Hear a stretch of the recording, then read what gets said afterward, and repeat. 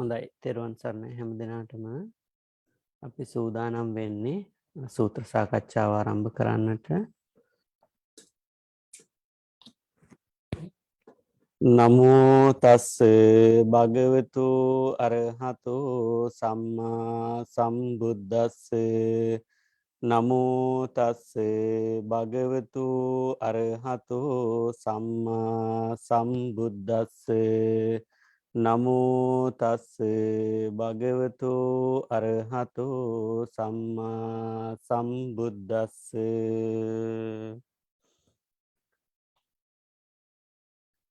හොඳයි අද දවසේදීත් සවස් කාලයේ අපි වෙනද වගේම සූත්‍ර සාකච්ඡාව ආරම්භ කරන්නට බලාපොරොත්තු වෙන්නේ.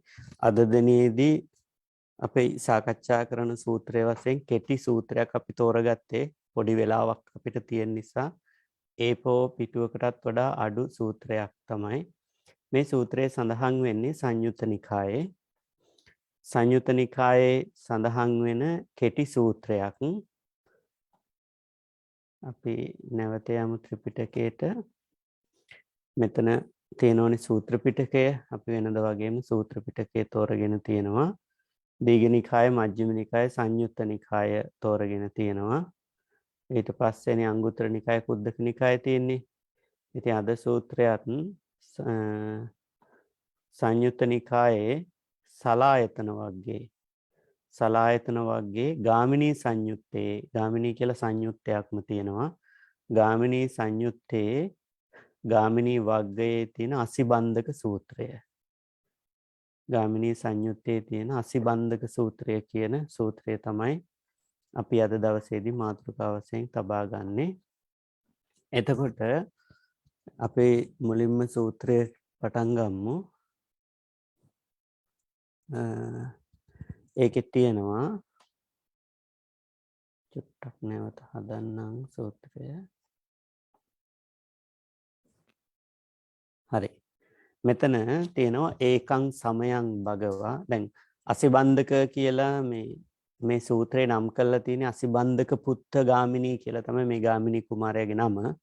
ඒ ප්‍රශ්නේ අහපු ගාමිනී කියන පුද්ගලයාගේ නම අසිබන්ධක පුත්ත ගාමිනී. ඒ නමින්ම තමයි නම් කරලා තියෙන්නේ අසිබන්ධක. අසි කියලා කියන කඩුවට. මේක ඒ කාලේ තිබිච්ච සර්නේම් එකක්.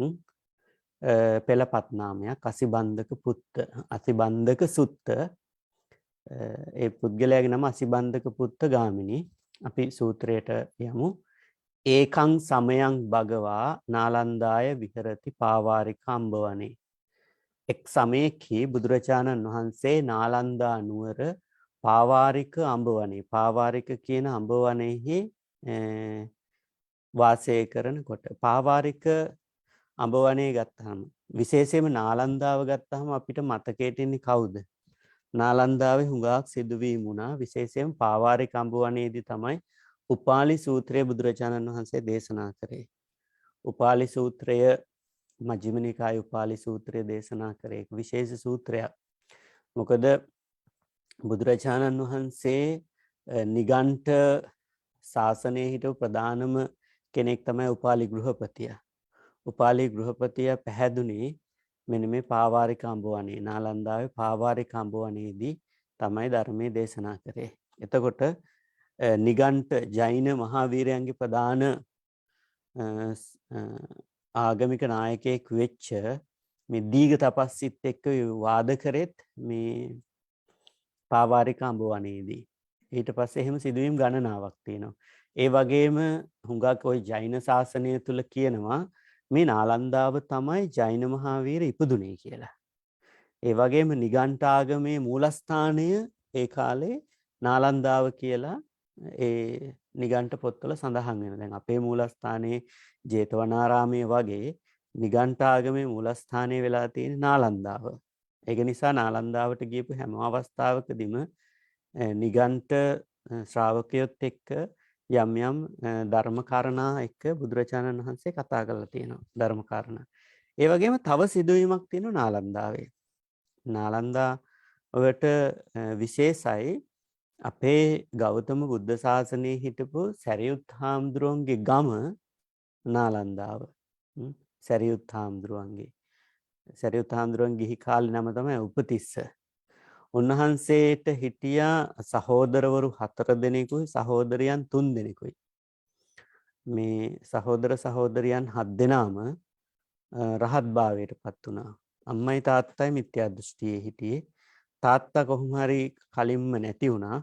අම්මා අවසාන මොහොතේ සරියුත් හාමුදුරුවෝ ගෙදරට වැඩම කළා. ඒ කියන්නේ නාලන්දාවේ තමයි සරියුත් හාමුදුරුවෝ පිරිනුවම් පෑවේ.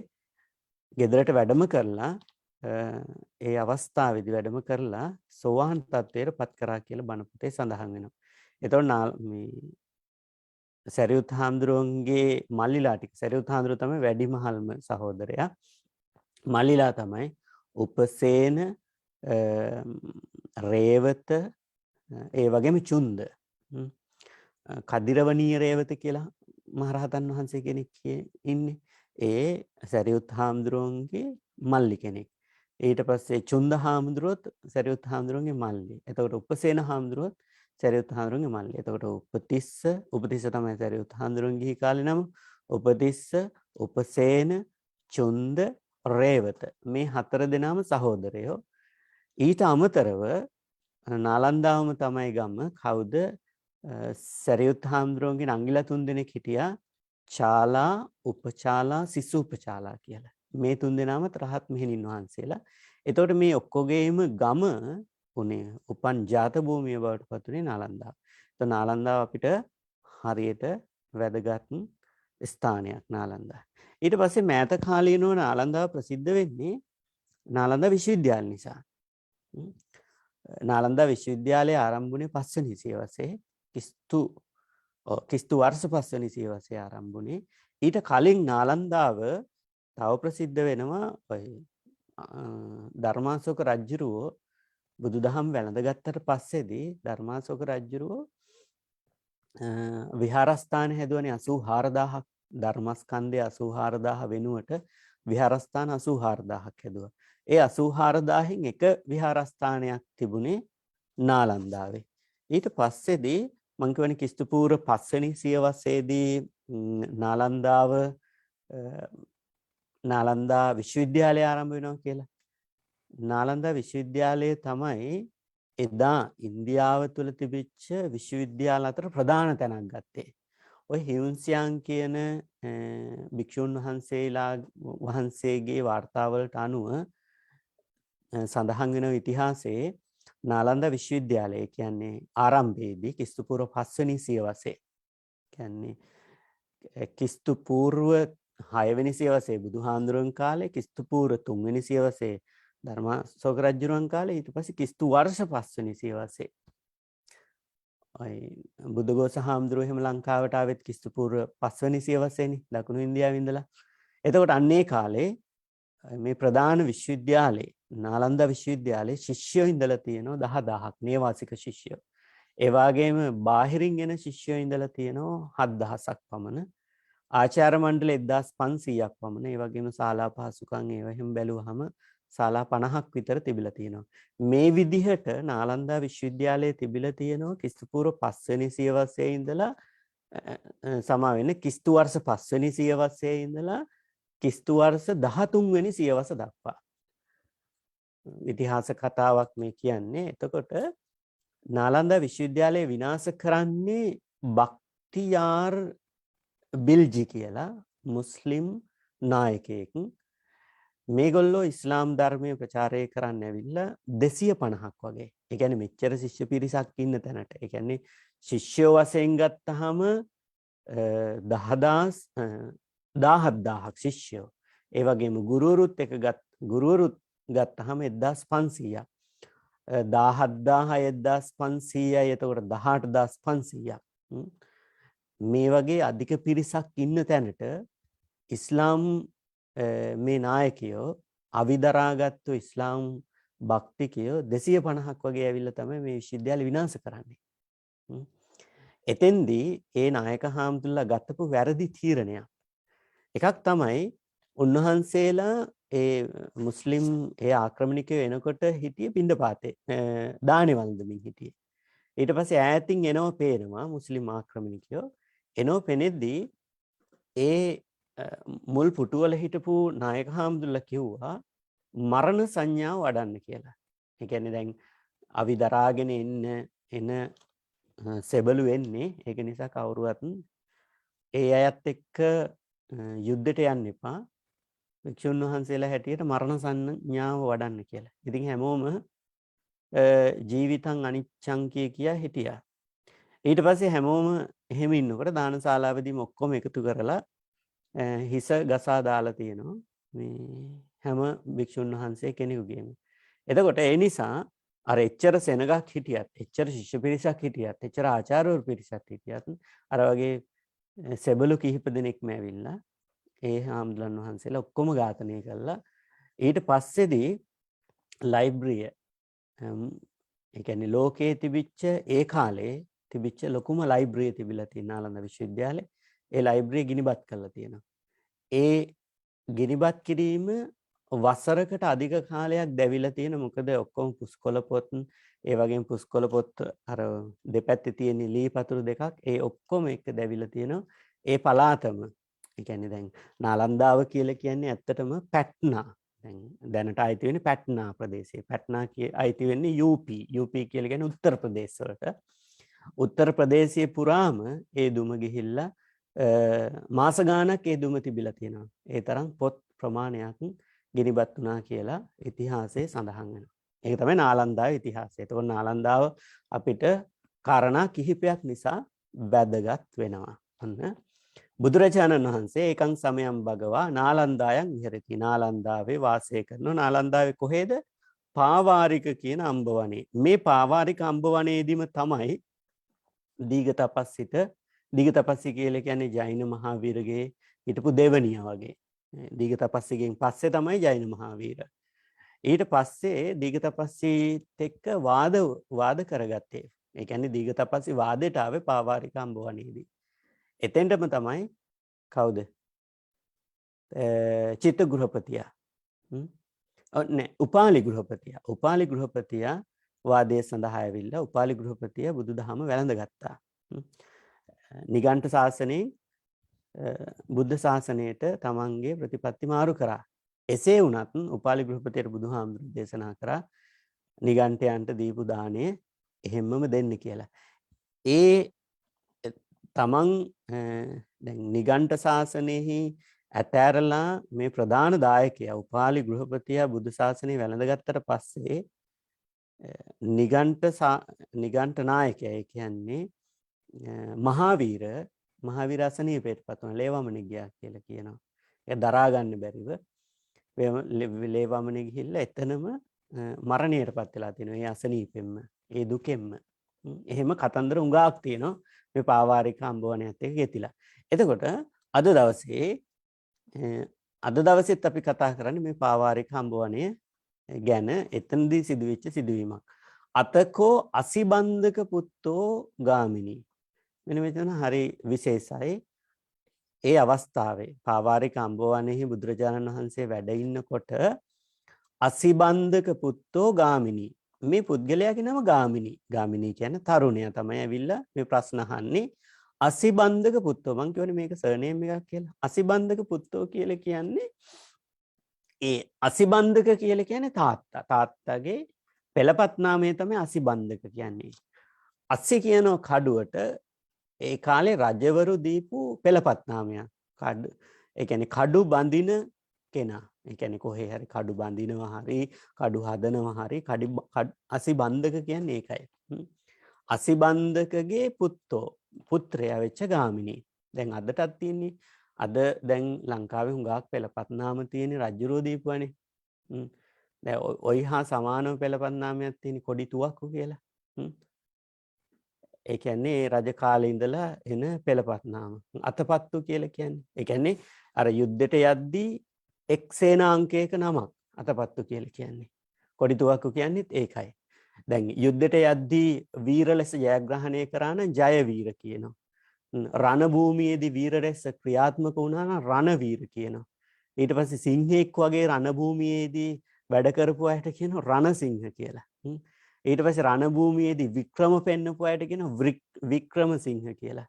ඒ වගේ තව පලිහ දරාගෙන යුද්ධයට ගියපු අයට කියනවා පලිහි වඩන කියලා. ඒ වගේම රජුට පක්ෂපාතීව වැඩ කරපු නිසා රාජපක්ෂ කියනවා. ඒ වගේ එහෙම තමයි පෙළපත් නාම හැදිලා තියෙන්නේ. දැන් සේනාංකයක නායකයා නිසා සේනා නායක කියනවා. ඊට පස්සේ සේනාංක ඒ කියන්නේ පිරිස 1000කගේ නායකයා නිසා දසනායක කියනවා.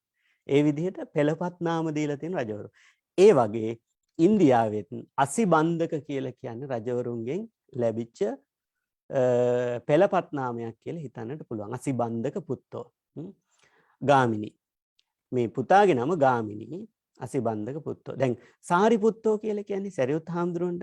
ඒ කියන්නේ සාරී කියන්නේ අම්මගේ නම, සාරීගේ පුතා සාරිපුත්තෝ.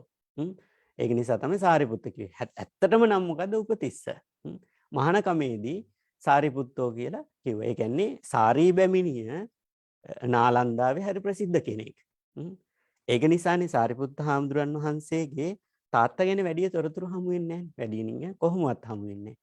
අම්මා ගැන තමයි තොරතුරු හමු වෙන්නේ. ඒතකොට සාරී බැමිණිය තමයි ප්‍රසිද්ධ. එයාගේ පුතා සාරිපුත්ත පළවෙනි පුතා. ඒ වගේ අසිබන්ධක පුත්තෝ ගාමිණී. යේන භගවා තේන උපසංකමේ. භාගතුන් වහන්සේ ඉන්න තැනට පැමිණියා.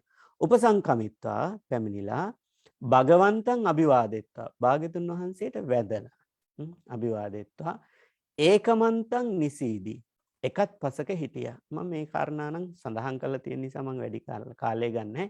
එකත් පසකව ඉන්නවා. අපහසුතාවයකින් තොරව බුදුරජාණන් වහන්සේට අදහස් ප්‍රකාශ කිරීමේ ඉන්න පුළුවන් ක්‍රමයට ඉඳලා.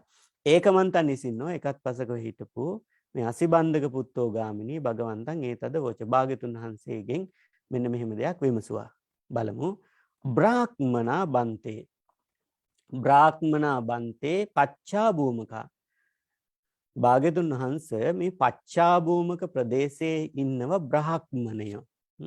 පච්චා භූමකා කියලා කියන්නේ ඒ කියන්නේ නාලන්දාව කිට්ටුව තිබිච්ච එක් ප්‍රදේශයක් වෙන්න පුළුවන් කියලා අපිට හිතන්න පුළුවන්. පච්චා භූමක ප්‍රදේශය. ඒක ප්‍රදේශයක නමක්.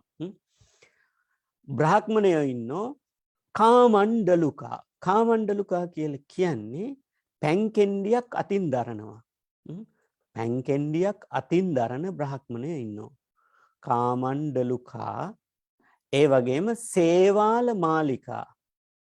සේවාල සේවා ඒ බ්‍රාහ්මණයන්ගේ තියෙන ස්වභාවය විස්තර කරන මෙතන. කාමණ්ඩලුකා පැන්කෙන්ඩියක් අතින් දරාගෙන සේවාල මාලිකා. අහලා තියෙනවනේ සේවාලේ පලිගුන්ටිතෝ. ඒ කියන්නේ සමහර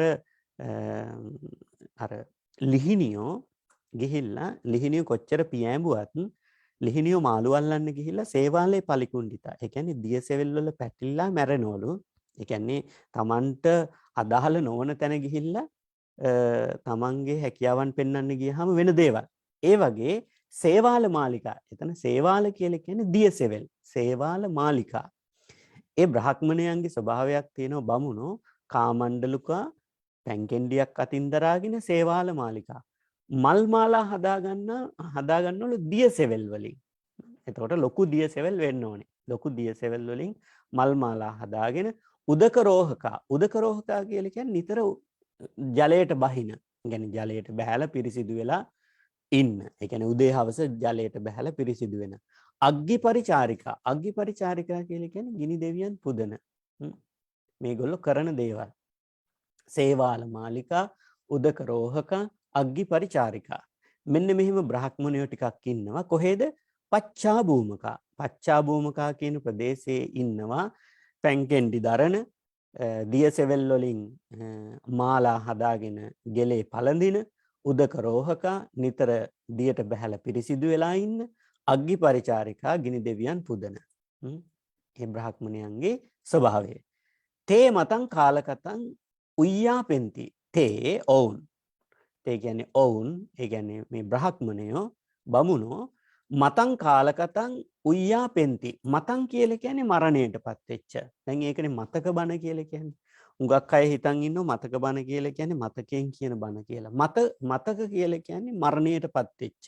මරණයටපත් වෙච්ච කෙනා වෙනුවෙන් කියන බණට කියනවා මතක බණ කියලා. මතං කාලකතං මරණයටපත් වෙච්ච කලුරිය කළපු අය උయ్යාපෙන්ති කියලා කියන්නේ ඔසවලා තබනවා. ඒ අය ඔසවලා තබන්න පුළුවන් කියලා මේ බ්‍රහ්මණයෝ කියනවා. උయ్යාපෙන්ති නාම සංඥාපෙන්ති කියලා කියන්නේ ඒගොල්ලොත් එක්ක සංඥා. ඒ කියන්නේ අදහස් සුවමාරු කරගන්න පුළුවන් කියලාත් මේගොල්ලෝ කියනවා. සග්ගං නාම ඔක්කාමෙන්ති. ඒ අය කියනවා ඒ මරණයටපත් වෙච්ච අය සග්ගං නාම ඔක්කාමෙන්ති. ඒ කියන්නේ ඒගොල්ලන්ට ඕනනම් ස්වර්ගයට උනත් පමුණුවන්න පුළුවන් කියලා ඒ අය කියනවා. දැන් මේ බමුණෝ මොන වගේද කියලා මේ ඉස්සෙල්ලාම මේ අසිබන්ධක පුත්ත ගාමිණී ඇවිල්ලා බුදුහාමුදුරන්ට කියනවා බුදුරජාණන් වහන්සේ පච්චාභූමිකයේ ඉන්නවා බමුණෝ జాතියක්. ඒ අය පැන්කෙන්ඩියක් අතින් අරගෙන දියසෙවල් වලින් මාලා හදාගෙන නිතර වතුරට බැහැලා පිරිසිදු වෙන, ඒ වගේම වතුරෙන් උඩට ඇවිල්ලා ගිනි දෙවියන් පුදන. දැන් හේ තියෙන ස්වභාවයක් තමයි ගිනි දෙවිය පුදනවා. පංච සූර්ය තාපය කියලා ගිනි ගොඩක් ගහලා මහා අවුවේ ඊට පස්සේ පරිහරණය කරන්න පුළුවන් ගිතෙල් ඒවා ආදී දාලා ගින්නට දදා පුලුස්සමින් යාතිකා කියමින් එහෙම ගිනි දෙවියන් පුදනවා. අන්න ඒ වගේ සිදුවීමක් හිතේ මවා ගන්න. අන්න ඒ අය කියනවා මතං කාලකතං උయ్యాපෙන්ති. දැන් කවුරු හරි ඔයාලගේ මරණයටපත් වෙලා තියෙනවා නම් දැන් ඇවිල්ලා කියන්නේ ඒගොල්ලන්ගේ නම අපිට පුළුවන් ඒ අය උయ్యాපෙන්ති උසවලා තබන්න. නාම සංඥාපෙන්ති නාම ඒ අයත් එක්ක සම්බන්ධතා පවත්වා ගන්න පුළුවන්. ඒ වගේම සග්ගං නාම ඔක්කාමෙන්ති. ස්වර්ගයට උනත් ඒ අය අපිට පමුණුවන්න පුළුවන්. ඒගොල්ලෝ ඕනනම් ඔයාලට ඕනනම් ස්වර්ගයට යවන්න අපි ඒක යවලා දෙන්නම් කියලා බාර ගන්නවා. වැඩේ බාර ගන්නවා.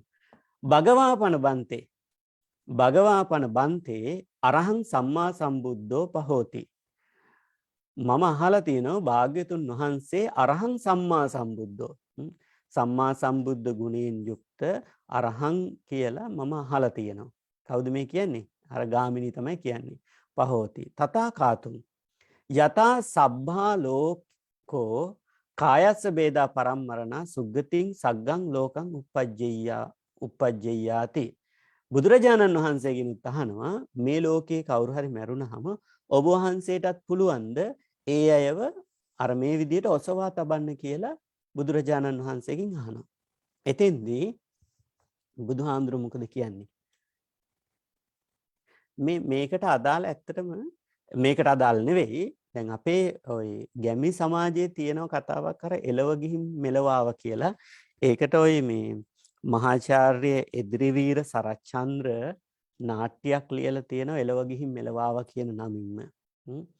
ඒකෙදි අර මහාචාර්ය සරච්චන්ද්‍රයන් ලියලා තියෙන නාට්‍ය ගණනාවක්. දැන් ওই සිංහ බාහු මනමේ ඒ වගේ නාට්‍ය අතර ඒ වගේ අර්ථවත් නාට්‍ය අතර හාස්‍ය උපදවන නාට්‍යයක් තමයි ඔය එළව ගිහින් මෙලවාව කියන නාට්‍ය. ඒක ලියලා තින්නේ ගැමි වහරේ තිබිච්ච එළව ගිහින් මෙලවාව කියන ප්‍රකාශය එකතු කරගෙන. අපේ අතට දන්නවත් ඇති දැන් අර හිඟන්නෙක් එනවා ගෙදරට. හිඟන්නෙක් ඇවිල්ලා ගෙදරට ඇවිල්ලා කියනවා කළුහාමි ඉන්නේ. කළුහාමි කියන්නේ කාන්තාව. පුරුෂයා නැහැ. කළුවප්පු නැහැ. කළුවප්පු ගිහිල්ලා වෙළඳාමට ඊට පස්සේ කළුවප්පු එනකොට කළුහාමි ඔක්කොම තමන්ගේ ඒ පවුලේ හිටපු එකම දුව කළු මැණිකේ මිය යනවා. මිය ගියපු ශෝකයෙන් තමයි දෙන්නම ඉන්නේ. ඉතින් කළු මැණිකේ ඉන්නේ තමන්ගේ දුවට යම්කිසි දෙයක් භෞතිකවම යවන්න උවමනා කමින් තමයි ඉන්නේ. එළව ගිහින් මෙලවාපු කෙනෙක් හොයමින් තමයි ඉන්නේ. ඒ අතරතුරේ තමයි මේ හිඟන්න ඉන්නේ. හිඟන්න ඇවිල්ලා කියනවා එළව ගිහින් මෙලවාව කියලා. ඒකේ කවියක් තියෙනවා. මොකද්ද? අවුරුද්දක් ඇඳේ හිටියා අතපය හොලවන්න බැරිව යන්තම් පෙරපෙනක් තිබිලා එළව ගිහින් මෙලවාවා. ඊට පස්සේ තමයි කළුහාමි කියන්නේ මමත් හිටියේ හොයාගන්න එළව ගිහින් මෙලවාපු කෙනෙක් කියලා ඔක්කොම තිබිච්ච අර දුවගේ ආභරණ ටික ඔක්කොම දෙනවා.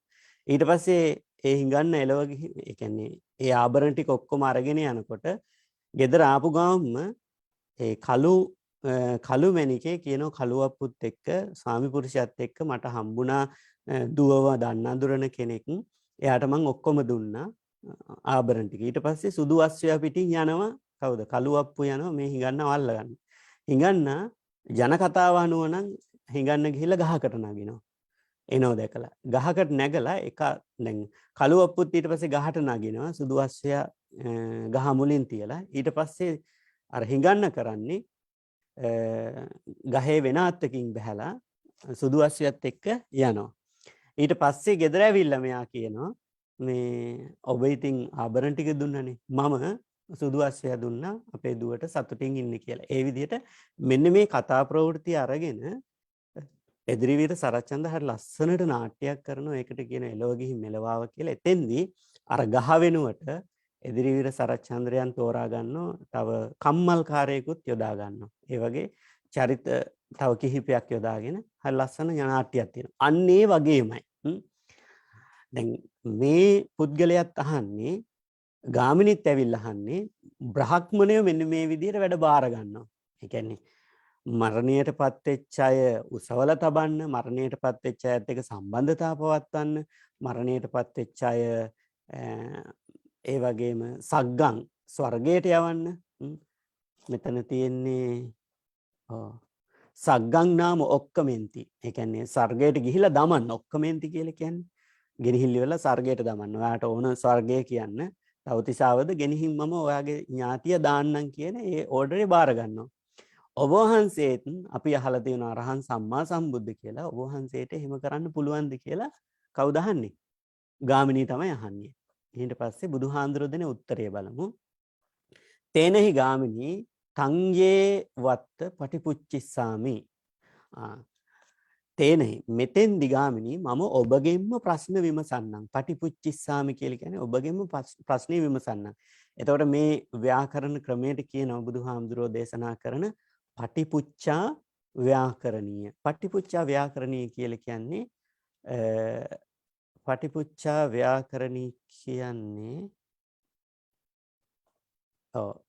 තමන්ම ඒ කියන්නේ ශ්‍රාවකයන්ගෙන්ම ප්‍රශ්න අහලා ඒක තේරුම් කරවන එකට තමයි පටිපුච්චා ව්‍යාකරණීය කියලා කියන්නේ. අර ව්‍යාකරණීය ක්‍රම කීපයක් තියෙනවනේ. ඒකංශ ව්‍යාකරණීය, විභජ්‍ය ව්‍යාකරණීය, පටිපුච්චා ව්‍යාකරණීය, තපනීය කියලා බුදුහාමුදුරන්ගේ ප්‍රශ්න විසඳන ක්‍රම හතරක්. ඒකංශ ව්‍යාකරණීය කියලා කියන්නේ ඍජු පිළිතුරු දෙනවා. ඒකංශ ව්‍යාකරණීය. විභජ්‍ය ව්‍යාකරණීය කියලා කියන්නේ බෙදලා දක්වනවා. කොටස් වලට බෙදලා දක්වනවා. පටිපුච්චා ව්‍යාකරණීය කියලා කියන්නේ අහන ප්‍රශ්නයට තව ප්‍රශ්නයක් අහලා ඒක තේරුම් ගන්න අරිනවා Tamanටම. පටිපුච්චා ව්‍යාකරණීය. තපනීය කියලා කියන්නේ මුකුත් උත්තරයක් නොදී ඉන්නවා. උත්තරයක් දුන්නට වැඩක් නැහැ එතෙන්දී. ඒ වගේ පටිපුච්චිස්සාමි. මම ප්‍රශ්නයක් අහන්න ඒකට උත්තර දෙන්න කියලා කවුද ගාමිණීට කියනවා. අසිබන්ධක පුත්ත ගාමිණී කියනවා. යතාතේ කමෙය තථා නං ව්‍යාකරෙය. මෙන්න මේකට තේරෙන හැටියට ඔබට වැටහෙන කමෙය. ඔබට තේරෙන හැටියට මට කියන්නකො මෙන්න මේ ප්‍රශ්නෙට.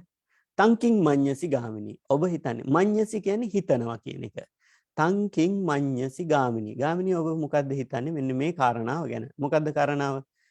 ඉදස්ස පුරිසෝ පානාතිපාති අදින්නාදායි කාමේසු මිච්ඡාචාරේ මුසාවාදී පිසුනා වාචේ පරුසා වාචෝ සම්පප්පලාපී අවිජ්ජාලෝ ව්‍යාපාද චිත්තෝ මිච්ඡා දිට්ඨිකෝ. මෙන්න මේ ඔක්කොම දස අකුසල්. මොනවද? අදින්නාදානය, කාම මිත්‍යාචාරය, පානාතිපාති අදින්නාදායි කාමේසු මිච්ඡාචාරේ. කාමේසු මිච්ඡාචාරා මිච්ඡ මුසාවාදේ පිසුනා වාචේ පරුසා වාචේ සම්පප්පලාපී අවිජ්ජා ව්‍යාපාද මිච්ඡා දිට්ඨි. එතකොට පානාතිපාත අදින්නාදාන කාමේසු මිච්ඡාචාරා කියන්නේ කායික වැරදි 3, මුසාවාදා පිසුනා වාචා පරුසා වාචා සම්පප්පලාපා කියලා කියන්නේ වාචික වැරදි 3. වැරදි 4. අවිජ්ජා ව්‍යාපාද මිච්ඡා දිට්ඨිකෝ කියලා කියන්නේ මානසික වැරදි 3. මෙන්න මේවා තමේනම් මෙන්න මේව කරන ගාමිණී ඔබ මොනවද හිතන්නේ? යම් පුරුෂයෙක් ඉන්නවා මෙන්න මේ වැරදි 10 කරනවා. ප්‍රාණඝාතය කරනවා, නුදුන් දේ ගන්නවා, කාමීත්‍යාචාරයේ හැසිරෙනවා, බොරු කියනවා, කේලම් කියනවා, පරුස වචන කියනවා, හිස් වචන කියනවා, දැඩි ලෝභය තියෙනවා, ඒ වගේම තරහ තියෙනවා, මිච්ඡා දිට්ඨිකෝ. මිසදිටු අදහස තියෙනවා. මෙන්න මේ දස අකුසලයන්ම තියෙන පුරුෂයෙක් ඉන්නවා. තමේනම් මහා ජනකායෝ සග්ගස්ස සමාගම් සංගම්ම සමාගම්ම. එහෙම පුද්ගලයෙක් මිය ගියපු වෙලාවක ඒ කියන්නේ දස අකුසල්ම මුළු සමාජයේම දන්නවා එයා දස අකුසල් කරලා මිය ගියා කියලා. එහෙම මිය ගියපු කෙනෙක් ඉන්නවා. එයා ඉඳද්දී හුඟක් ජනකායක් තමේනම් මහා ජනකායෝ මහා ජනකාය කියලා කියන්නේ ලොකු විශාල ජනතාවක් ගිහිල්ලා සංගම්ම එකතු වෙලා හුඟක් කට්ටිය එකතු වෙලා සමාගම්ම ඒ අය එකතු වෙලා එකට එකතු වෙලා සංගම්ම සමාගම්ම කියන එකේ සමානාර්ථ තියෙන්නේ මහා ජනකායක් එකතු වෙලා ආයාචෙය ආයාචනා කරනවා තෝමෙය කියලා කියන්නේ ඉල්ලා සිටිනවා කියලා ඉල්ලා හිටිනවා. පජ්ජලිකෝ අනුපරිසක්කෙය කියලා කියන්නේ මේ අත් දෙක බැඳලා මෙහෙම ඒ කියන්නේ දෑත් බැඳලා වැඳගෙන අනුපරිසක්කෙය උත්සාහවන්ත කරනවා යාව. අයම් පුරිසෝ කායස්ස බේදා පරම්මරණා සුගතින් සග්ගං ලෝකං උප්පජ්ජතුති. අර මරණයටපත් වෙච්ච දස කුසල්ම කරන කෙනාගේ ළඟට ගිහිල්ලා ඔක්කොම මිනිස්සු එකතු වෙලා ආයාචනා කරනවා කියනවා ඒ වගේම අත් දෙක එකතු කරලා උත්සාහවත් කරනවා එයා. අයං පුරිසෝ මේ පුරුෂයා මේ මරණයටපත් පුරුෂයා කායස්ස බේදා පරම්මරණ කය බිඳිලා මරණයෙන් පස්සේ සුගති සග්ගං ලෝකං උප්පජ්ජතුති. සුගති සග්ගං සුගතියට ස්වර්ග ලෝකයට උප්පජ්ජතුති උපදින්න කියලා ඉල්ලින් කරන විශාල ජනකායක් ගිහිල්ලා තංකින් මඤ්ඤසි ගාමිනී ඔබ මොකද්ද හිතන්නේ? අපිනුසෝ පුරිසෝ මහතෝ ජනකායස්ස ආයාචේන හේතුවා තෝමන හේතුවා පජ්ජලිකා අනුපරිසක්කන හේතුවා කායස්ස බේදා පරම්මරණා සුගති සග්ගං ලෝකං උප්පජ්ජයාති නොහේතම් බන්තේ. අරයාගෙන් මහනවා ගාමිනීගෙන් මහනවා දැන් මෙහෙම කරාට පස්සේ තංකින් මඤ්ඤසි ඔබ මොකද්ද හිතන්නේ? මේ පුරුෂයාට මේ මහා ජනකායක් ගිහිල්ලා ආයාචන හේතුවා ආයාචනා කිරීමෙන් හරි තෝමන හේතුවා තෝමන කියලා කියනවා මේ එල්ලීම් කරනවා ඉල්ලා හිටීමෙන් හෝ පංජලිකා අනුපරිසක්කන හේතුවා ඇඳිලි බැඳගෙන උත්සාහවත් කිරීමෙන් හෝ කායස්ස බේදා පරම්මරණා සුගති සග්ගං ලෝකං උප්පජ්ජයාති. මරණයෙන් පස්සේ ස්වර්ග ලෝකයේ උප්පත්තිය ලබන්න පුළුවන්ද? ඔබ ගාමිනී ඔබ හිතන හැටියට එහෙම කරන්න පුළුවන්ද කියලා අහනවා. නෝ හේතම් බන්තේ. ගාමිනී කියනවා ඒක නම් වෙන්න බෑ ස්වාමීනි කියලා කියනවා. සේයතාපි ගාමිනී අන්න ඒ වගේමයි ගාමිනී පුරුෂයෙක් ඉන්නෝ මහති පුතුසිලා සේයතාපි ගාමිනී ඒ වගේම පුරිසෝ මහති පුතුසිලා ගම්බීරේ උදකරහදේ. පුතුසිලා කියලා කියනවා සිලා කියලා කියනෝනේ ගල්. දැන් සිලා ලිපි කියලා කියන්නේ ගල් වල ලියන ලිපි වලට කියනවා සිලා ලිපි කියලා. පුතුසිලා කියන ලොකු ගල් ගෙඩියක් ගම්බීරේ උදකරහදේ. ගම්බීරේ කියලා කියනවා ගැඹුරු උදකරහදේ ලොකු උදක කියලා කියන ජලයට උදකරහදේ කියන්නේ ලොකු ජලතලයක් මතට දානවා. ඒ කියන්නේ ලොකු වතුර වලක්කට දානවා පුතුසීලේ ලොකු ගලක්. පක්කිපෙය කියන දමනවා. තමේනම් මහ ජනකායෝ එතෙන්ට මහා ජනකායක් ගිහිල්ලා සංගම්ම සමාගම්ම ආයාචෙය මහා ලොකු ජනකායක් ගිහිල්ලා එතෙන්ට ආයාචනා කරනවා. කාටද ආයාචනා කරන්නේ? අර දමපු විශාල ගලට ආයාචනා කරනවා. තෝමෙය කියා සිටිනවා. පජ්ජලිකෝ අනුපරිසක්කෙය අත් දෙක බැඳගෙන ඉල්ලා සිටිනවා. උම්මුජ්ජ බෝපුතු සීලේ. උම්මුජ්ජ කියලා කියන්නේ උඩ මතුවෙන්න බෝපුතු සීලේ. පින්වත් බෝ කියලා කියනවා පින්වත්. පුතු සීලේ කියලා කියනවා පින්වත් කොහොමද? පින්වත් ගල කියන එක. ඒ කියන්නේ වලට දැම්මේ වතුරට දැම්මේ ගලනේ. පින්වත් ගල උම්මුජ්ජය උඩ මතු වෙන්න. උප්ලව කියලා කියන උඩ පාවෙනවට. උප්ලවති කියන්නේ උප්ලව කියලා කියන උඩ පාවෙනවා. උඩ පාවෙන්න කරුණා කරලා පින්වත් ගල උඩ පාවෙන්න කියලා ඉල්ලා සිටිනවා. විශාල ජනකායක් ගිහිල්ලා. තල මුප්ලව කියලා කියන්නේ තල කියලා කියන ඉවුරට මුප්ලව ඉවුරට එන්න බෝ පුතු සීලේ කියනවා පින්වත් ගල ගොඩට එන්න උඩ මතු වෙන්න ඒ වගේම උඩ පාවෙන්න ගොඩට එන්න කියලා ඉල්ලා සිටිනවා. තංකින් මඤ්ඤසි ගාමිනී. ඔබ හිතන්නේ මොකද්ද ගාමිනී? අපිනුසෝ පුතු සීලා මහතෝ ජනකාය සායාචන හේතුවා තෝමන හේතුවා පංජලිකා අනුපරිසක්කන හේතුවා උම්මුජ්ජය. මෙන්න මේ මහා ජනකායක් ගිහිල්ලා කියපු පලියට ආයාචනා කරපු පලියට අත් දෙක බැඳගෙන ඉල්ලීම් කර පලියට මේ ලොකු ගල උම්මුජ්ජයවා උඩ මතු වෙයිද? උප්ලවෙය්‍යවා උඩ පාවෙයිද? තලංවා උප්ලවෙය්‍ය මේ ගොඩට එහෙම පැමිණෙයිද මේ ගල? නොහේතම් බන්තේ නැත ස්වාමීනි කියලා මේ ගාමිණී උත්තර දෙනවා. දැන් බුදුහාමුදුරු නැවත කියනවා ඒව මේව කෝ ගාමිණී. අන්න ඒ වගේ තමයි ගාමිණී. යෝ සෝ පුරිසෝ යම් පුරුෂෙක් පානාතිපාති අදින්නාදායි කාමේසු මිච්ඡාචාරී මුසාවාදී පිසුනා වාචෝ පරුසා වාචෝ සම්පප්පලාපි අවිජ්ජාලෝ ව්‍යාපාද චිත්තෝ මිච්ඡාදිට්ඨිකෝ කිංචාපිතං මහජනකාය. මෙන්න මේ දස කුසල් කරයිද? යම් පුරුෂයෙක් මේ දස කුසල් ටික කරයිද? කිංචාපිතං මහජනකායෝ සංගම්ම සමාගම්ම ආයාචෙය. මේ මහා ජනකායක් ගිහිල්ලා සංගම්ම සමාගම් ආයාචෙය ආයාචනා කරාට තෝමෙය්‍ය ඉල්ලා සිටියට පංජලිකාය අනුපරිසක්කෙය්‍ය ඇඳිලි බැඳගෙන කිව්වට අයම් පුරිසෝ කායස්ස බේදා පරම්මරණා සුග්ගති සග්ගං ලෝකං උප්පජ්ජතුති. ඔබ හිතනවද මේ පුරුෂයා ගිහිල්ලා ස්වර්ගයට පැමිණෙයි කියලා?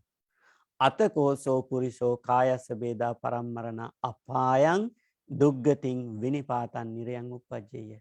මේ අය ගිහිල්ලා කොහෙද උපදින්නේ? කායස්ස බේදා පරම්මරණා කය බිඳීමෙන් අපායන් අපායට යනවා, දුගතින් දුගතියට යනවා, විනිපාතන් නිරයන් ඒ වගේම විනිපාත කියන නරකයට යනවා උපජ්ජය. මෙන්න මේ නරකයෙන් එකකට මේ තැන් වලින් එකකට තමයි යන්නේ. එයා කවුරු වගේද? අර ගලක් ඇතුළට දැම්මහම වතුරට දැම්මහම යටට යනවා වගේ ප්‍රාර්ථනා කිරීමෙන් අයදීමෙන් යාතිකා කිරීමෙන් ඒ ගල උඩට මතු කරන්න බැරි වගේ කවදාවත් ඒක කරන්නට බෑ. ඉතින් අපි කරන එකට වඩා වැඩි වෙනසක් නෑ. අපිත් එහෙමනේ කරන්නේ නේද? විශාල ඔය වැරදි වැඩ කරන පුද්ගලයෝ මිය ගියහම අපිත් දාන දීලා ඉතින් ස්වර්ගයට යන්න කියලා ප්‍රාර්ථනා කරන දිව්‍ය ලෝක ලැබෙන්න කියලා. ඒක කරන්න බෑ. ඇත්තටම පින් අනුමෝදන් වෙන්න බැරිද ඒගොල්ලන්ට? පින් අනුමෝදන් වෙන්න පුළුවන්. ඒ එක ස්ථානයක් විතරයි. දැන් ඔය මේ සසරේ තියෙනවා අපිට කරන්නට පුළුවන් පින් අනුමෝදන් කිරීමෙන් ජීවිත සුවපත් කරන්නට පුළුවන් පරදත්තූප ජීවී කියන പ്രേත කොට්ටාසේ ඉන්න අයට පමණයි. හැබැයි දැන් අපායට ගියපු කෙනෙකුට අපිට පිහිට වෙන්නට බෑ. പ്രേත ලෝකේ අර එක කොටසකට විතරයි පිහිට වෙන්නට පුළුවන්. තිරිසන් ආත්ම භාවයේ ඉන්න කෙනෙකුට පින් ලබන්න බෑ. මනුස්සාත්ම භාවයක් කවුරු හරි ලබලා තියෙනවා නම් අපේ ඥාතියෙක් එයාට පින් ලබන්නත් බෑ. ඊට පස්සේ දිව්‍ය ලෝකයේ උප්පත්තිය ලැබලා තිබුණොත් දෙවියන්ට දෙන පින් අනුමෝදන් වෙන්න පුළුවන්. ඒක වෙනම කොටසන්නේ. හැබැයි ඥාතීන්ට වශයෙන් දෙනකොට දෙවියන්ට අනුමෝදන් වෙන්න බෑ. ඊට පස්සේ බ්‍රහ්මයන්ට වශයෙන් උප්පත්තිය ලැබලා තියෙනවා නම් ඒත් පින් අනුමෝදන් වීමේ හැකියාව නැහැ. තිරිසන් ආත්මෙත් බෑ. ඉතින් මෙහෙම කල්පනා කරනකොට අර එකම කොටසක් ඉන්නවා. ඒ කොටස තමයි කියන්නේ පරදත්තූප ජීවි කියලා. പ്രേත කොට්ටාසත් හතරකට බෙදෙනවා. එක කොටසක් තමයි කුප්පිපාසික පාංසු පිසාච කියලා කියන්නේ ඒ പ്രേත කොට්ටාසේ ඉපදිච්ච දවසේ ඉඳලා බඩගින්නේ ඉන්නේ පාංසු පිසාච. ඊට පස්සේ නිජ්ජාම තන්හික කියලා කියන්නේ කුණු ගොඩවල් වල එහෙම ජරා ගොඩවල් වල ඉන්න പ്രേත කොට්ටාස. එතකොට ඒගොල්ලන්ට පින් අනුමෝදන් වෙන්නත් බෑ. කුප්පිපාසික කියලා කියන්නේ උප්පත්තියේ ඉඳලා මරණයට දක්වනකම් පිපාසයෙන් ජීවත් වෙන പ്രേත කොට්ටාස. ඒගොල්ලන්ට අපිට වතුර විදුරුවක්වත් දෙන්න බෑ. කවදාවත් පිනක් අනුමෝදන් වෙන්නත් බෑ. ඒ අතර ඉන්නවා පරදත්තූප ජීවී කියලා ප්‍රේත කොට්ටාසයක්. ඒ ප්‍රේත කොට්ටාසය ඒ ප්‍රේතය බවට පත්වෙන්නේ සුළු කර්මයන් වලින්. මොනවා හරි සුළු කර්මයක බලපෑමෙන්. ඒ අයට පුළුවන්කම තියෙනවා පින් අනුමෝදන් වෙන්න. අන්න එහෙම පිරිසක් තමයි අර බිම්බිසාර රජුරුවන්ගේ කතාවේ ඉන්නේ. බිම්බිසාර රජුරුව දැක්කනේ සිහිනයක් 91 කල්පයක 84000ක් ඥාතීන් එකතු වෙලා හිටියා. ඒ ඔක්කොම ඉපදිලා හිටියේ මෙන්න මේ ප්‍රේත කොට්ටාසේ. එතකොට ඒ අවස්ථාවේදී බුදුහාමුදුරුවෝ දේශනා කරා දානයක් දීලා පින් අනුමෝදන් කරන්න කියලා. දානයක් කිව්වෙත් නෑ බුදුහාමුදුරුවෝ පින්කමක් කරන්න. එතකොට මොන වගේ පින්කමක්ද කරන්න ඕනේ? ඒ අයට ආහාර තමයි අඩු ආහාර දෙන්න. එතකොට ඒගොල්ලෝ ආහාර ලබයි. ඊට පස්සේ ආහාර පූජාවක් කරා මහා සංඝරත්නයට, බුද්ධ ප්‍රමුඛ මහා සංඝරත්නයට. ඉතින් එදත් රජුරෝ සිහිනයක් දකිනවා. ඒ සිහිනයේදී ඒ අර ප්‍රේත කොට්ටාසේ වෙනුවට ලස්සන ශරීරය ලබාගත්තු ලස්සන පිරිසක් දැක්කා. ඊට පස්සේ රජුරෝ ඒකට බොහොම පැහැදුනා බුදුහාමුදුරුවෝ ගැන.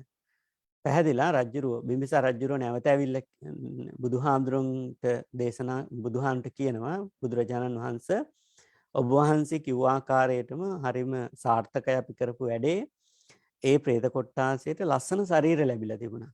අර අවලස්සන ශරීර නෙවෙයි. හැබැයි ඒ අය නිර්වස්ත්‍රව හිටියේ. ඒ නිසා ඒකටත් පිළියමක් කියන්න බුදුහාමුදුරණී කියලා ඉල්ලුවා. ඒ අවස්ථාවේදී තමයි කියන්නේ පරිස්කාර පූජාවක් කරන්න, චීවර පූජාවක් කරන්න. ඉතින් නැවතත් රජ්ජුරුව දානයක් සූදානම් කරා චීවරත් එක්ක. ඊට පස්සේ අර පෙරේත පිරිසට දිව්‍ය සලු ලැබුණා කියලා ඒ ලැබිච්ච එක සිහිනෙන් පෙන්눔 කරලා තියෙනවා බිම්බිසාර රජුරවන්ට.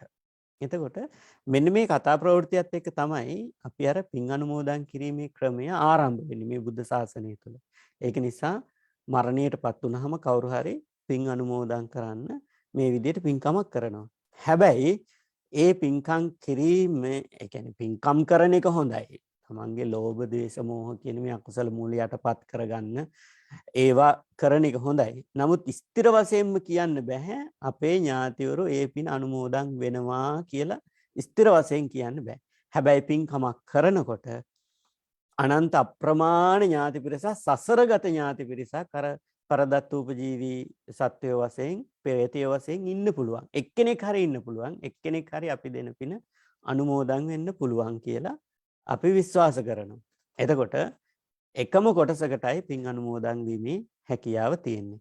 ඉතින් ඒ නිසා අපි අපිට හැමදේම කිරීමේ හැකියාව නැහැ. ඒක හරියට උපමා කරනවා නම් අර ගලක් වතුරට දාලා ගලට යාඥා කරනවා උඩට එන්න, උඩ මතු වෙන්න, ගොඩට එන්න කියලා. අන්න ඒ වගේ උදාහරණයකින් තමයි බුදුහාමුදුරුවෝ මේ ගාමිනීට මේ සූත්‍රයේදී ප්‍රකාශ කරන්නේ.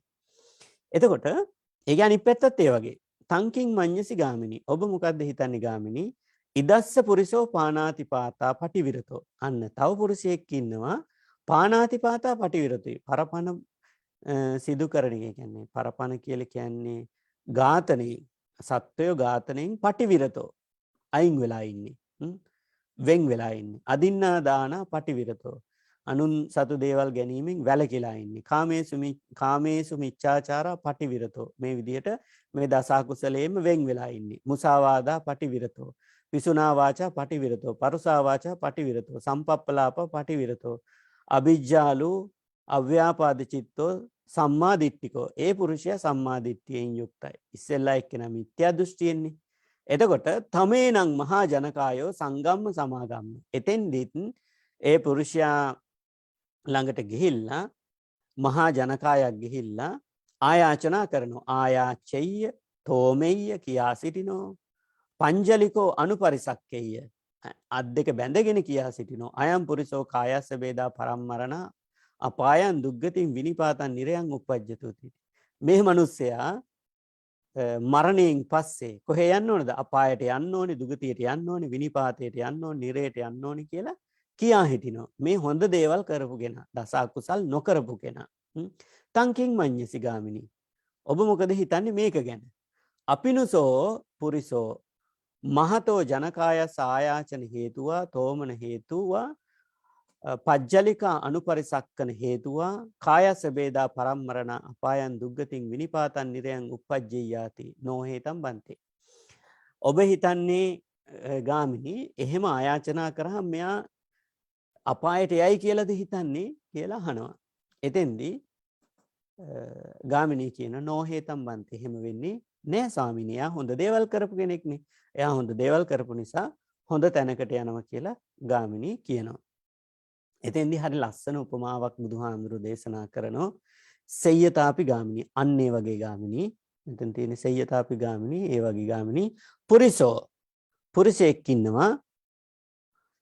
සප්පි කුම්බංවා තේල කුම්බංවා සප්පි කියලා කියනවා ගිතෙල් වලට. සප්පි කුම්බංවා සප්පි කුම්බංවා ගිතෙල් කලයක්. කුම්බ කියලා කියන මේ වචනේ කැඩෙන්න ඕනේ. සප්පි කියන්නේ ගිතෙල්, කුම්බ කියලා කියනවා කලය. සප්පි කුම්බංවා ගිතෙල් කලයක් හෝ තේල කුම්බංවා තෙල් කලයක්. අපි හිතමු තල තෙල් කියලා. තල තෙල් කලයක් හෝ ගම්බීරං උදකර හදන් ගම්බීරං ගැඹුරු වතුරට ගෙනහිල්ලා ඕගා හෙත්වා ගැඹුරු වතුරට ගෙනහිල්ලා වතුර මැදේ ඕගා හෙත්තා ඇතුළට ඔබාගෙන බින්දෙය බින්දිනවා. බින්දින්නේ මොකද්ද? එක්කොත් ගිතෙල් කලයක් ගෙනහිල්ලා නැත්නම් තෙල් කලයක් ගෙනහිල්ලා වතුර මැදදී බින්දිනවා. తත්‍ර යාස්ස සක්කරාවා කටලංවා සා අදෝගාමි. සක්කරංවා කටලංවා කියලා කියන්නේ මේ කලයේ තියෙනෝනේ අර කලයේ බින්දට පස්සේ තියෙනෝනේ කලයේ කටත් එක්ක තියෙන කෑලි බර කෑලි ඊට පස්සේ වලං කටු ටික මේ ඔක්කොම ටික අදෝගාමි සා අදෝගාමි කියලා කියන්නේ වතුර යටට යනවා. අදෝගාමි අස්ස යස්ස බ්‍යාවස්ස తත්‍ර සප්පි වා තේලංවා තං අදෝ උද්දගාමි. එතන තියෙනවනේ අර සප්පි කියලා කියන ගිතෙල් සප්පි තේලං තෙලුයි ගිතෙලුයි ටික උද්දගාමි කියලා කියන්නේ උඩට එනවා. අස්ස තමේනං මහා ජනකායෝ සංගම්ම සමාගම්ම ආයාචෙය්‍ය තෝමෙය්‍ය පජ්ජලිකෝ අනුපරිසක්කෙය්‍ය. දැන් මහා ජනකායක් එකතු වෙලා මෙතෙන්ට ඇවිල්ලා කියනවා ඕසිද බෝ සප්පි තේලං ඕසිද බෝ සප්පි තේලං සංසිඳ බෝ සප්පි තේලං කියා සිටිනවා ඉල්ලා සිටිනවා ඕසිද බෝ සප්පි තේලං සංසීද බෝ සප්පි තේලං අදෝ ගච්ඡ. පින්වත් ගිතෙල් පින්වත් තෙල් අදෝගච්ඡ කියලා කියන්නේ යටට යන්න. ගිතෙල් තෙල් ආමන්ත්‍රණය කළා කියන යටට යන්න. බෝ සප්පි තේලාති තංකින් මඤ්ඤසි ගාමිනී. ඔබ හිතන්නේ මොකක්ද? අපිනු තං සප්පි තේලං මහා ජනකායස ආයාචන හේතුවා තෝමන හේතුවා පජ්ජලිකා අනුපරිසක්කන හේතුවා ඕසිදෙය්‍ය. ඒවා උඩ මතු වෙයිද? ඕසිදෙය්‍ය යටට බහීද? සංසිදෙය්‍ය වා අදෝවා ගච්ඡයාති. එහෙම යටට ගිහිල්ලි වෙලා යටම ඉඳීද? නෝහෙතම් බන්තේ. මේ ගාමිනී කියනවා එහෙම වෙන්නේ නෑ ස්වාමීනි.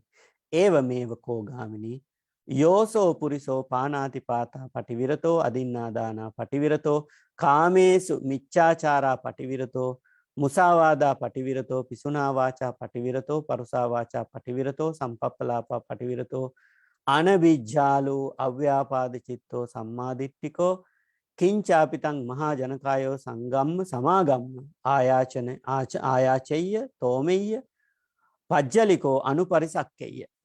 අන්න ඒ වගේ තමයි මේ පස්පව් දස අකුසල් වලින් වැළකීච්ච කෙනා එහෙම ආමන්ත්‍රණය කිරීමක් අවශ්‍ය වෙන්නේ නැහැ. එයා අපායට කවදාවත් යන්නේ. අපායන් දුග්ගති විනිපාතන් නිරයන් උපජ්ජතුති.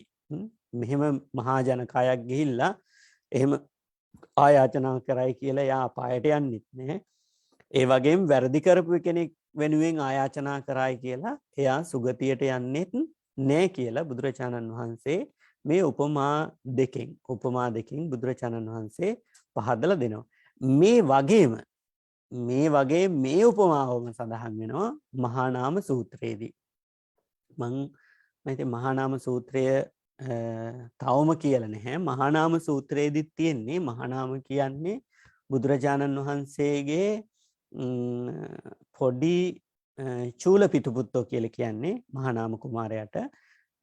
එතකොට චූලපිතු කියලා කියන්නේ බාප්පගේ පුතා. පොඩි බාප්පගේ පුතා තමයි මහා නාම කුමාරයා. ඒ කියන්නේ අමිතෝදන රජුරුවන්ගේ පුතා. සුද්ධෝදන අමිතෝදන ඒගොල්ලෝ සහෝදරයනේ. එතකොට අමිතෝදන රජ්ජුරුවන්ගේ පුතා තමයි මහා නාම. ඊට පස්සේ අනුරුද්ධ කුමාරයා. අනුරුද්ධ කුමාරයා මහාන වුණානේ. එතකොට මහා නාම කුමාරයා නිතර බණ අහන්න යනවා. බණ අහන්න යනකොට හැමදාම මහා නාම කුමාරයා දකිනවා පාරේ මාර්ගයේ පයින් ඇවිදගෙන යන්නේ බණ අහන්න. හැමදාම වාහන හැප්පිලා තියෙනවා. වාහන කියන්නේ තිබිච්ච කරත්ත එහෙම හැප්පිලා තියෙනවා. හැපිලා තියෙද්දී සමහරවට තුවාල වෙලා සමහර ජීවිතයෙන් සමු අරගෙන. එයා හිතනවා කවදා හරි තමන්ගේ මරණයත් මේ විදිහට සිදු වෙයි කියලා.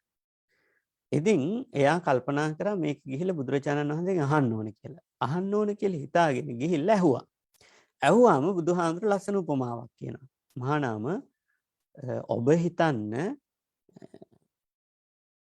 ඔබ ගිතෙල් කලයක් අරගෙන වතුරට ගිහිල්ලා ගිතෙල් කලයේ බින්දහම මේ උපමාවමයි. ගිතෙල් ටිකට මොකද වෙන්නේ? කටු ටිකට මොකද වෙන්නේ? එතෙන්දී මහා නාම කියනවා ගිතෙල් ටික උඩ මත වෙන බුදුහාමුදුරනේ කටු ටික බිමට යනවා. අන්න ඒ වගේ තමයි මහා නාම ඔබ පාරේ මැරුණත්, ගෙදර මැරුණත්, පන්සලේ මැරුණත්, කොහේ මැරුණත් ඔබේ ශරීරය මේ මිහි කතට එකතු වෙනවා. ඔබ කරපු දේවල් උඩ මතු වෙනවා. ඔබ කරපු දේවල් ඉදිරියට ඇවිල්ලා ඒ අනුව ඔබට ඊළඟ භවය, ඊළඟ ජන්මය සකස් කරලා දෙනවා කියලා මහා නාමයට කියනවා. මහා නාමයට හොඳට තේරෙනවා මේ උපමාවෙන්. තේරුණාට ගෙදර ගිහිල්ලා කල්පනා කරනවා. කල්පනා කරනකොට ඒක තව පැහැදිලි තැන් තියෙනවා. ඊට පස්සේ ඊළඟ දවසෙත් ගිහිල්ලා මහා නාමගෙන් අහනවා. මහා නාම ගිහිල්ලා බුදුහාමුදුරන්ගෙන් අහනවා බුදුරජාණන් වහන්සේ ඊයේ දවසේදී මට කියපු එක හරියට තේරුණා. නමුත් දැන් මට ඒක එච්චර පැහැදිලි නෑ. නැවත පැහැදිලි කරන්න කියලා. බුදුහාමුදුරුවෝ තව උපමාවක් දෙනවා. මහා නාම සූත්‍රයේම තියෙනවා. ඒ උපමාව තමයි මහා නාම ඔබ හිතන්න ඔබේ වත්තේ ගහක් තියෙනවා. ඒක නැමිලා තියෙන්නේ නැගෙනහිරට. ඒ ගහ නැගෙනහිරට නැමිච්ච නිසා ඔබ යම් විදිහකින් කැපුවොතින් ඒ ගහ යටින් කැපුවොතින් ගහ කොයි පැත්තට වැටෙන්නේ? එතෙන්දි මහා නාම කියනවා බුදුරජාණන් වහන්සේ ඒක එහෙනම් නැගෙනහිර පැත්තට තමයි වැටෙන්නේ. අන්න ඒ වගේ තමයි මහා නාම අපි බර වෙලා තියෙන පැත්තට අනුව තමයි අපිට ඊළඟ ආත්ම භාවය සකස් කරන්න කියලා මහා නාමයට කියනවා. මේ උපමාවම තමයි. මේ උපමාව මහා නාම සූත්‍රයේ තියෙනවා.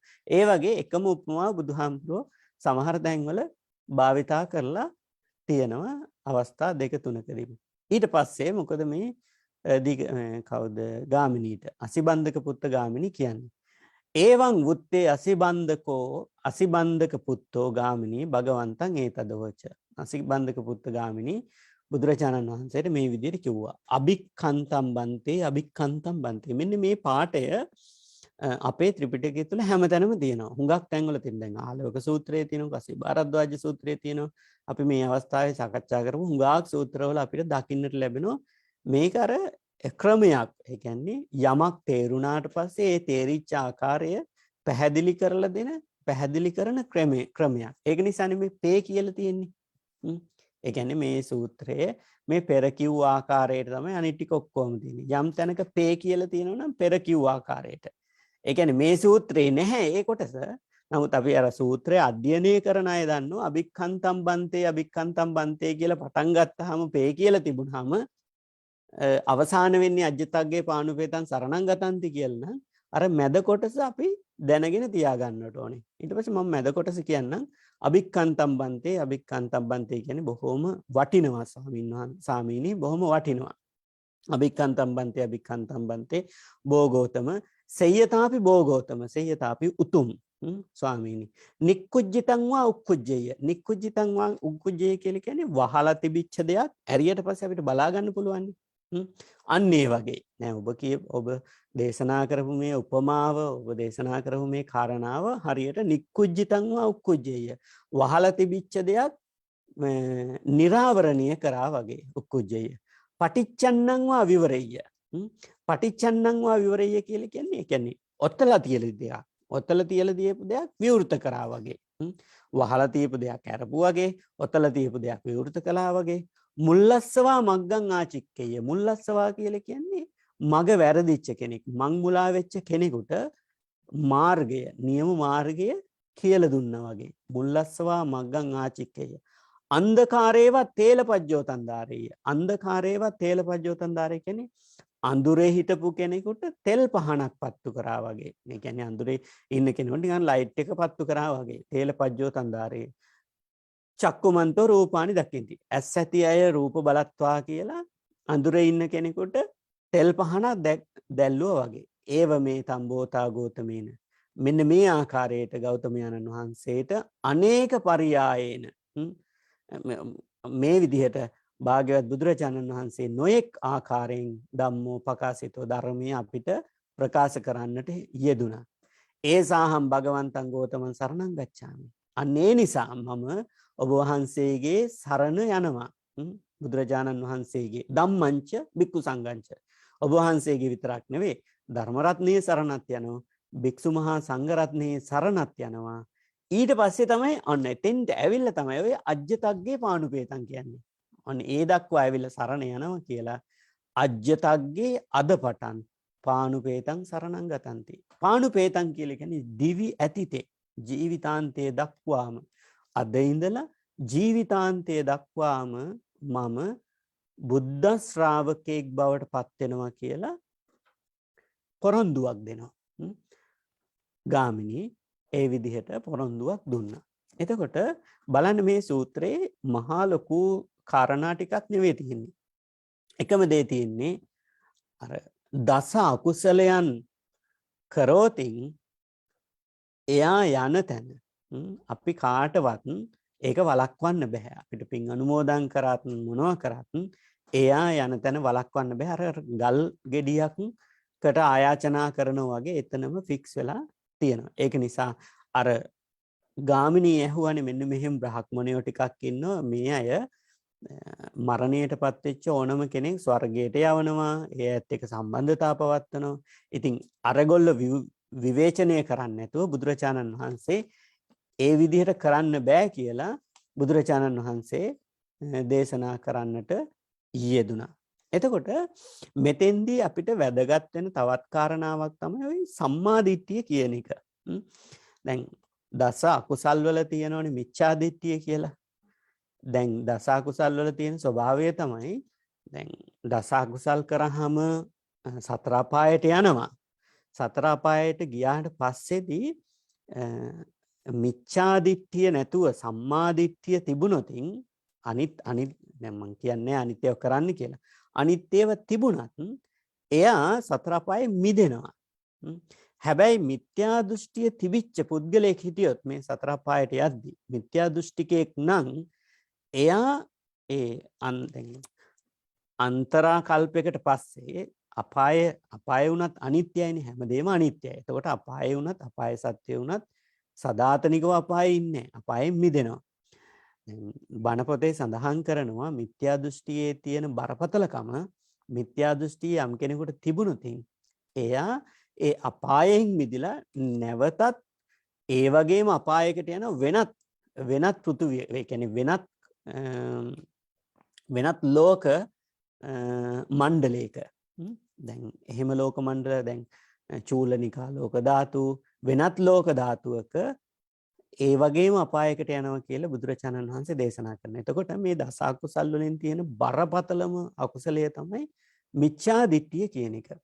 දැන් මේ මිත්‍යා දෘෂ්ටිය නැතුව තියෙන එක තමයි සම්‍යක් දෘෂ්ටිය කියන එක. සම්‍යක් දෘෂ්ටිය කියන එක ওই මහා චත්තාරීසක සූත්‍රයේ මජ්ක්‍ධිම නිකායේ තියෙන මහා චත්තාරීසක සූත්‍රයේ දේශනා කරනවා සම්මාදිට්ඨිය දෙකක් තියෙනවා.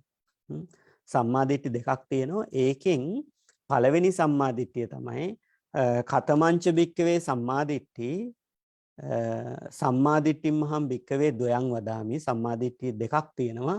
අත්ති භික්කවේ සම්මාදිට්ඨිය එක සම්මාදිට්ඨියක් තියෙනවා. සාසවා පුඤ්ඤ භාගියා උපදි වේපක්ඛා. මේක තමයි හුඟක් අයට තියෙන්නේ. මොනවාද? සාසවා කියන්නේ කෙලෙස් සහිතයි. ආසාව මේ ඔක්කොම තියෙන එකයි කෙලෙස් සහිතයි කිව්ව සාසවා මේ සම්මාදිට්ඨිය.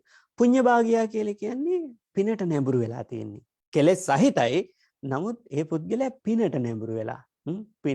පිනට හිමිකම් කියනවා. උපදි වේපක්කා. එයා හරියට විශ්වාස කරන විපාකය කියන එක. ඒ කියන්නේ යමක් කරාම යමක් කිව්වහම ඒවෙන් විපාක තියෙනවා කියලා විශ්වාස කරනවා. මොනවාද කාරණා තුන? ලක්ෂණ තුනක් තියෙනවා.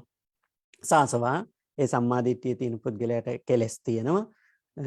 පුඤ්ඤ භාගය පිනට නැඹුරු වෙලා තියෙන පින් කරනවා. උපදි වේපක්කා. උපදි වේපක්කා කියලා කියන්නේ විපාක තියෙනවා කියන. ඒ කියන්නේ කර්මය කර්මඵලය කියන එක විශ්වාස කරනවා. දැන් සමහරු ඉන්නවා සාසවා කෙලෙස් සහිතයි.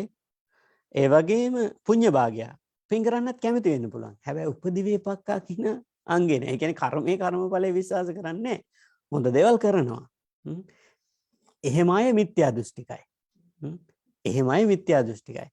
ඒකට කියනවා පළවෙනි සම්මාදිට්ඨිය. ඒක දැන් මේ සම්මාදිට්ඨියෙන් නිවන් දකින්න බෑ.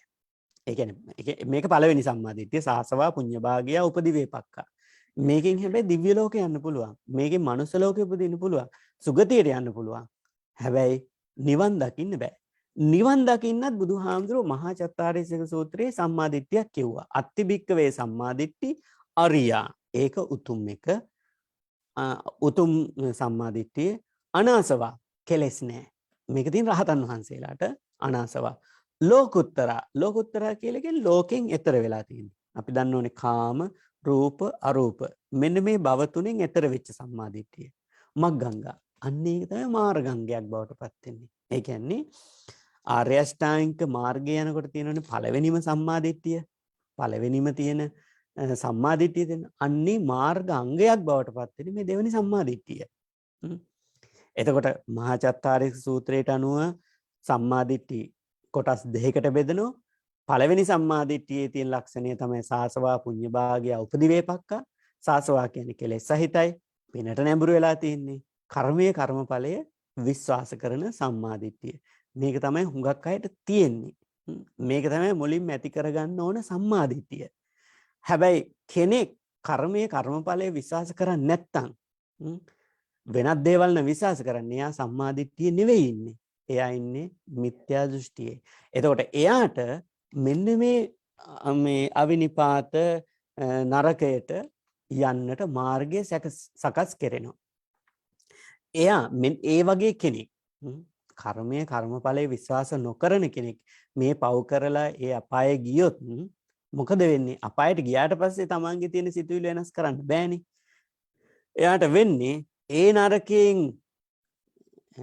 නරකේ කාල සීමා විවරුණාම ඒ සත්වයෝ වෙනත් ආත්ම භාවයකට යනකොට අර මිත්‍යා දෘෂ්ටියේ හිටපු අය ඒ වගේම නරකයකට යනවා වෙනත් ලෝක ධාතුවක. ඒක තමයි බරපතලකම තියෙන්නේ. හැබැයි අනිත් සම්මාදිට්ඨිය දෙවනි සම්මාදිට්ඨිය අරියා අනාසවා ලෝකුත්තරා මග්ගංගා කියන එක ඒක ඇති වෙන්නේ මහ රහතන් වහන්සේලාට විතරයි. ඒක පෘථග්ජනයට ඇති වෙන්නේ නැති සම්මාදිට්ඨියක්. ඒක ආර්ය සම්මාදිට්ඨියක්. ඒ වගේම ආශ්‍රව සහිත කෙලෙස් රහිත සම්මාදිට්ඨියක්, කෙලෙස් වලින් තොර සම්මාදිට්ඨියක්. ඒ වගේම ලෝකුත්තරා කාම රූප අරූප කියන ලෝකවල උපදින්නේ නැති සම්මාදිට්ඨියක්. ඒ වගේම මග්ගංගා මාර්ගයන්ට අංගයක්. ඒක තමයි ආර්ය අෂ්ටාංගික මාර්ගයේ තියෙන සම්මා දිට්ඨිය. එතකොට යමෙකුට හිතෙන්නට පුළුවන් අපි එතකොට ආර්ය අෂ්ටාංගික මාර්ගයේ සම්මා දිට්ඨිය නෙවෙයිද වඩන්නේ කියලා. නෑ. ඒකෙදී අර මූලික ස්වභාවය තමයි අපි සම්මා දිට්ඨියක් ඇති කරගන්න ඕන මූලික ස්වභාවය තමයි අපිට තියෙන්නේ. අර දෙවෙනි එක නෙවෙයි පළවෙනි එක. ඒක හරිය ලස්සනට මහා චත්තාරීසක සූත්‍රයේ සඳහන් කරනවා. එතෙන්දී මහා චත්තාරීසක සූත්‍රයේ සඳහන් කරනවා ආර්ය අෂ්ටාංගික මාර්ගය නෙවෙයි කොටස් 10ක් තියෙනවා. සම්මා ඥාන, සම්මා විමුක්ති. තව කොටස් දෙකක් එකතු කරලා තියෙනවා සම්මා ඥාන සහ සම්මා විමුක්ති කියලා. සූත්‍රය අපි සාකච්ඡා කරනකොට ඒක දිගට සාකච්ඡා කරන්න පුළුවන්. එතකොට මෙතෙන්දි දැනගන්නට ඕනේ මේ දස අකුසලයන්ගෙන් වඩාත්ම වැදගත් වෙන්නේ මේ අර මිත්‍යා දෘෂ්ටියෙන් තොරව ජීවත් වෙන එක. අනිත් ඒවත් ඒ වගේම වැදගත් වෙනවා. ඒක නැති වෙනව නම් අපිට අපායට ගියත් නැවත වැළකෙන්නට පුළුවන්කම තියෙනවා. මොකද මේ සත්‍යයන් මේ සසර ගමනේදී සත්‍යයන්ගේ මහා ගෙදර හැටියට සලකන්නේ මොකද්ද? සතර අපාය. සතර අපාය තමයි සත්‍යයන්ගේ මහා ගෙදර. එතකොට කොහෙට ගියත් සමහර වෙලාවට මහා ගෙදරට යන්න වෙනවා. ඔය නකසිකා කියලා සූත්‍රයක් දේශනා කරන නකසිකා කියලා කියන්නේ නියපිටට ගත්තු වැලි කියලා. එතකොට මේ මුළු ලෝකෙම තියෙන වැලි සමාන කරන වැලි වගේලු මේ මිනිස්සු අපායට යන මිනිස්සු. අපායෙන් ගැලවෙන අය මේ නියපිටට ගත්තු පොඩි වැලි ටිකක් හා සමානයි කියලා නකසිකා කියන සූත්‍රයේදී දේශනා කරනවා. මේ නකසිකා උපමාව හුඟක් තැන්වලදී අපිට සූත්‍ර දේශනාවලදී දකින්නට ලැබෙනවා. එහෙමනම්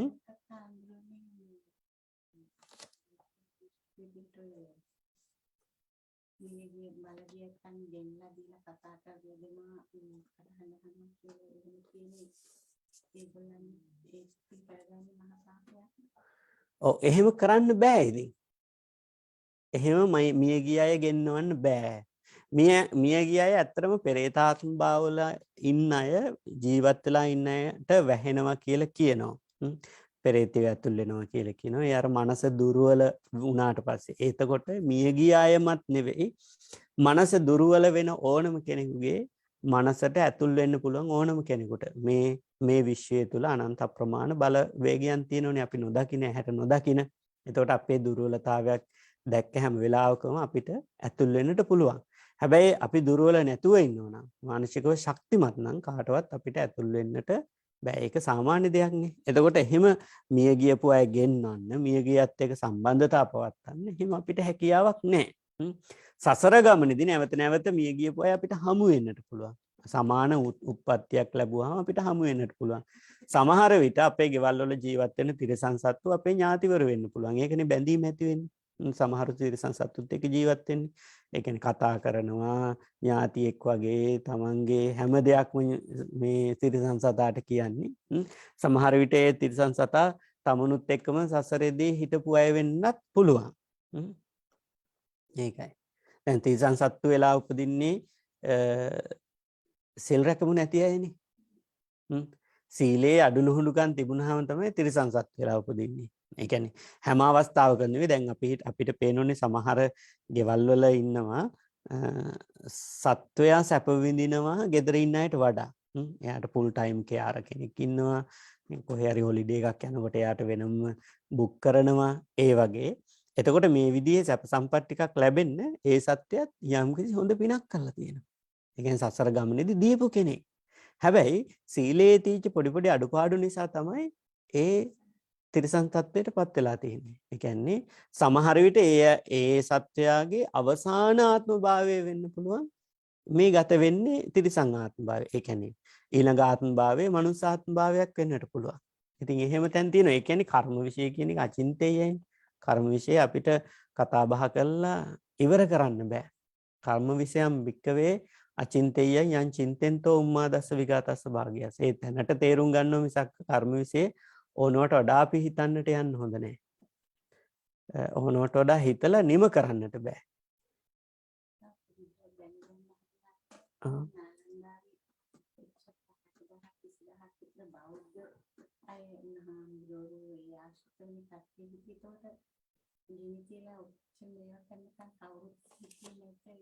නෑනේ එතකොට නායකත්වයට අවනත වෙනෝනේ. නායකත්වයේ ඒ කියන්නේ යම්කිසි තීරණයක් ගත්තාම ඒකයි මම කිව්වේ වැරදි තීරණයක් ගත්තා කියලා.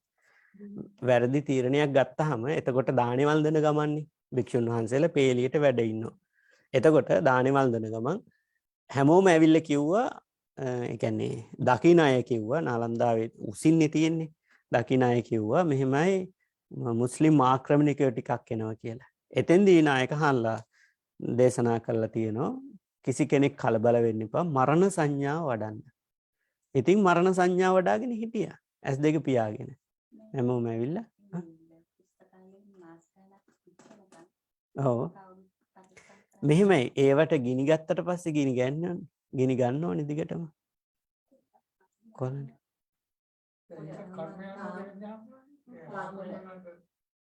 ඒක ඉතින් කර්මය අනුව කියලා කියන්න බෑ. දැන් හැමදේම කර්මයට ගන්න බෑනේ. දැන් නියාම ධර්ම ටිකක් තියෙනවනේ. චිත්ත නියාම, දැන් චිත්ත නියාම, ඊට පස්සේ බීජ නියාම, උතු නියාම, කම්ම නියාම. එතෙන්දී පහෙන් එකක් තමයි කර්මය කියලා කියන්නේ. අනිත් ඒවා දැන් අපිට හිතෙනවා මේ පාරට පනින්න සූසයිඩ් කරගන්න. එතකොට චිත්ත නියාමේ කර්මය නෙවෙයි. එයාට ඒක හිතවිල්ලක් හිතිච්ච නිසානේ. ඒක ඉතින් ඒකයි අර කර්ම විෂය කියන්නේ හරි අමාරුයි. ඔව් දැන් අපි යම් තරමක් දුරට කර්ම විෂය තෝරන්න ගිය යන තරමටම අපි පැටලෙනවා. ඔව් ඒක නිසා මේ අර නියාම ධර්මයන්ට අනුව අපි හිතා ගන්නට ඕනේ හරි. මෙන්න මේ කර්මය කියලා කියන්නේ සම්පූර්ණම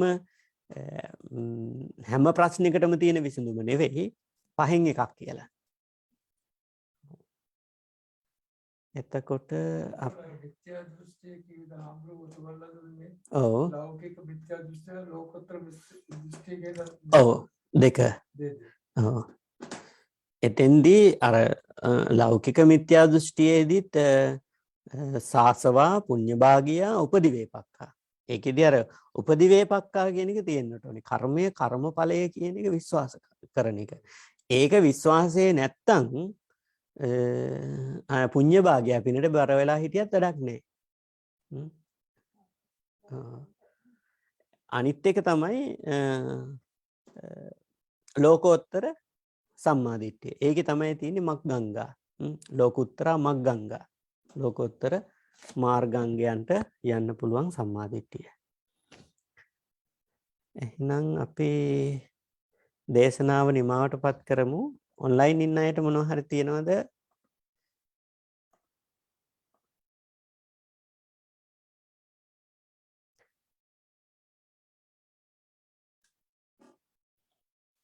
සම්බන්ධයෙන් මහානාම සූත්‍රය අපිට දේශනා කළා තියෙනවා මේ ඉතිසලා. මහානාම සූත්‍රය දේශනා කළා තියෙනනේ. කරව. හරි මාස 6කට විතර ඉස්සෙල්ලා. ඔව් මහානාම සූත්‍රය මම දේශනා කරා. හරි. මහානාම සූත්‍ර මං හිතන හැටියට දෙකක් තියෙනව නේද? දන්නේ නැහැ. ඔව්.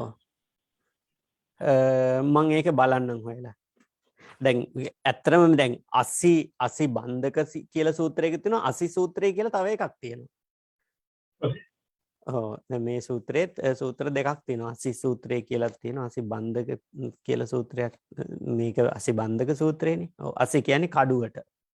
දැන් අපි කියන්නේ අන්නාසි කියලා. අන්නාසි කියන්නේ අන්නාසි. අන්න කියලා කියනවා කෑම වලට. කෑම කපන්න පුළුවන් ආහාරය තමයි මොකද්ද? අන්නාසි. ඒක නිසා තමයි අන්නාසි කියලා කියන්නේ.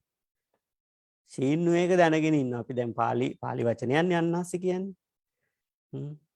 එතකොට දැන් 80 බන්ධක කියන්නේ පාලි වචනය. අන්නාසි කියන්නේත් පාලි වචනයක්. ඒකනේ චීන අයගේ කෑම වලින් පස්සේ අන්නාසි කපලා තියෙනවා.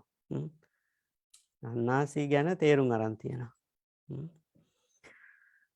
එහෙනම් අපි නිමා කරමු ධර්ම දේශනාව. හාමුදුරුවෝ ඇවිල්ලා පන්සිල් සමාදන් කරාවේ. දැන් කල්පනා කරන්න හවස් කාලයේදී මේ සූත්‍ර සාකච්ඡාව ශ්‍රවණය කරන්නට යෙදුණු මේ සෑම ආකාරයෙන්ම වඩවා ගත්තා වූ සියලුම කුසලානිසංස ධර්මයන් අප නම් මිය පරලොව ගියපු ඥාතීන්ට අනුමෝදන් කරමි. අනුමෝදන් වෙත්තා. ඒ අයගේ පරලෝක ජීවිතය සාර්ථක කරගනීවා කියන අදහසින් යුක්තව සාදු කියමින් පින් අනුමෝදන් කරන්න.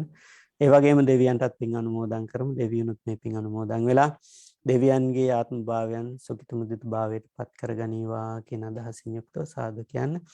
අවසාන වශයෙන් කල්පනා කරන්න අපත් මේ කරගන්නට යෙදුණු සියලුම පින්කම් වලින් මේ ලෝක වශයෙන් මානසික නිරවුල්තාවයත් ඒ වගේම බෞද්ධයන් වශයෙන් අපි ප්‍රාර්ථනා කරන්නා වූ නිර්වාණය පසක් කර ගැනීමට මේ උදාාර පුණ්‍ය ශක්තිය හේතු වේවා. වාසනාව වේවා. උපනිශ්‍රේ වේවා කියන අදහසින් යුක්තව සාදු කියමින් නිවන් ප්‍රාර්ථනා කරන්න.